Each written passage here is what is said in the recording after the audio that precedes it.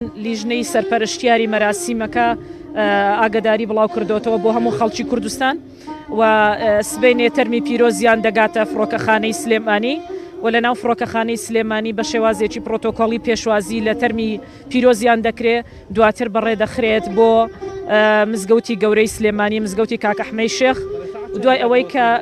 ئەوەی کە بە ئێمە وتراوە سعات 11 دەگاتە ناو فڕۆکەخانەی سلێمانی دواتر دوای ئەوەی کە نوێژی هەینی لەسەر تەرمی پیرۆزیان ئەنجام دەدرێ هەمومان بەیەکەوە بەڕێی دەخەین بۆ شوێنی گڵکۆی پیرۆزی خۆی کە هەر نزیکە لە ماڵەکەی خۆی لە دەباشان لێرە بە خاکی پیرۆزی کوردستان دەستپێردرێ حتمما وازەحە ئێمە هەموو جەماوەری کوردستان دەمانەوێت لەگەڵ تەرمی پیرۆزی بین بۆیە هەمومان بە پێیان لە حزوری جەنابی مامدا سبەینە حزورمان دەبێت بۆ ئەوەی بگەینە گڵکۆی پیرۆزی و